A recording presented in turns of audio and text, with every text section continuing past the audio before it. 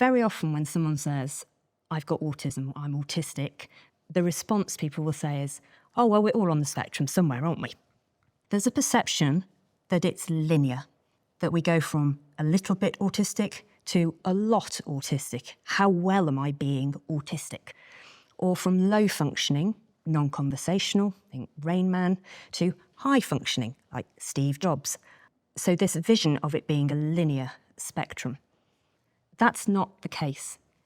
It's called a spectrum condition because there are a spectrum of things that fall within the autistic diagnosis. For example, repetitive behaviours, the need for control, problems with verbal and non-verbal communication, problems with social awareness and interaction. And to be diagnosed autistic means that actually you have impairments, you have struggles across all or most of those different conditions. So it impacts you every day of your life. They're not things that come and go. You are impacted to some extent across that range of conditions to be diagnosed autistic. And it's important to note that impacted can be positive or negative.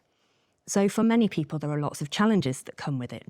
But as an example, data processing, attention to detail, and being really strong with data and pattern recognition is very often an autistic strength, certainly one of my strengths. So I can spot patterns in data and I can spot anomalies a mile off.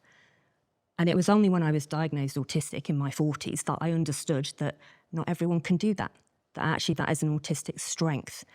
But that comes also with the challenges in those other areas. So not necessarily understanding how other people are feeling, for example. So it's such a range. And that's what the autistic spectrum means. It's not linear.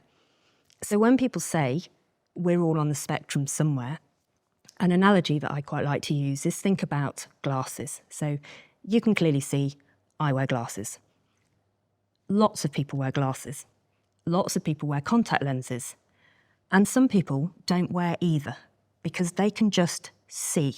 We wouldn't say we're all sight impaired. We're all on the spectrum of visual impairment. Some people are and some people aren't. They can see. Some people are on the autistic spectrum because they meet those criteria across all of those different aspects, and other people are not on the spectrum, not even a little bit.